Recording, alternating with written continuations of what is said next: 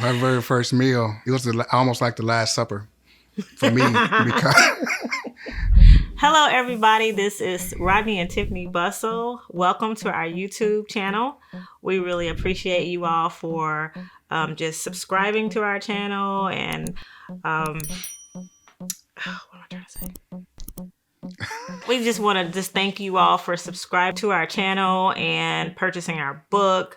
Just showing much love and support in regards to our new book, The Battle We Must Win. Today we're going to talk about one of our first chapters in our book called Bliss. basically talks about how we were very happy. If you, as a married couple or even a dating relationship, the time that you want to tell everybody, tell the world about it, you want your mama to meet them, you want your daddy to meet him, whoever you're with, it's just a blissful time that you are most excited about. We're gonna look at Song of Solomon 4, 9, and 10. You have made my heart beat faster, my sister, my bride. You have made my heart beat faster with a single glance of your eyes, with a single strand of your necklace.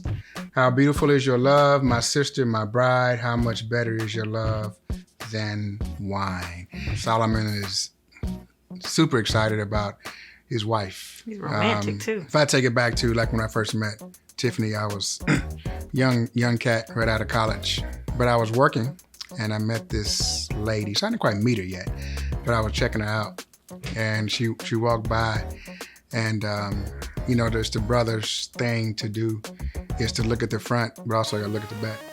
And you gotta check on that part.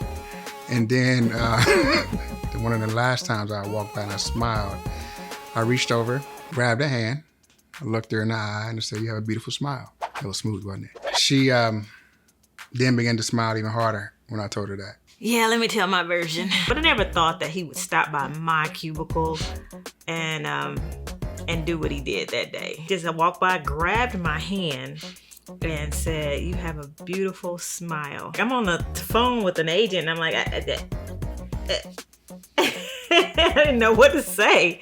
So I'm left there going, Drop the mic. who is this guy? The first opportunity I had, I went to go look for their brother and I just had like 20 questions. Like, who are you? Where are you from? What are you doing here? Why are you staring at me? Why are you walking by my cubicle smiling all the time? Like, who are you? He was pretty soft-spoken, but when he spoke, I kept, he was saying a few things. I thought I knew I heard a few cuss words here and there. I'm like, strike one. He just became very friendly. And I thought to myself, you know what? Since I see him most of the time in the lunchroom, I'm gonna do something I've never done before with the guy, and I'm gonna cook him something. I went home one night and cooked him up some baked chicken, smothered in something I had, some green beans and some rice. So I brought it into him. He smashed it. Like, he was not shy. I wanted this guy to know that this lady is not only beautiful, but she can cook. And then I noticed I didn't see him for a couple days afterwards.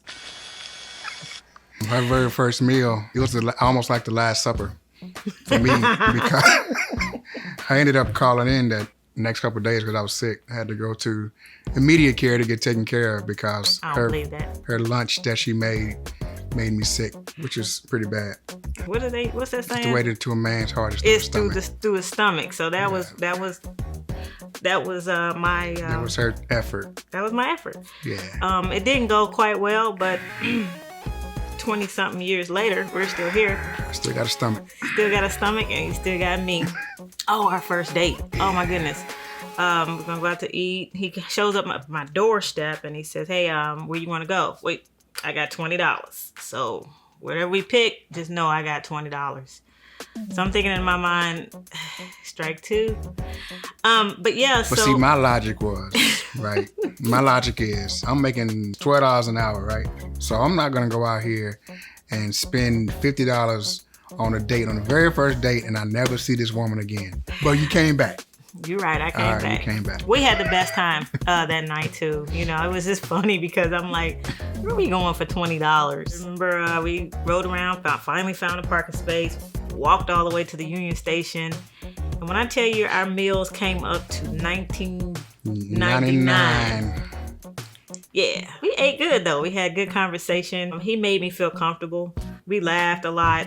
We walked all the way back to the car and noticed that his driver's side car window was shattered. That was his baby too. Yeah. They didn't steal none at that time. They did not at that time. The second time that they broke in. Something, yeah. And he got some plastic to put over the window. It's funny because when he was driving, he had to cut a little hole in the plastic so that he could at least see. And I don't know why, but it tickled me to death as he's driving and then he's trying to find that hole to drive in.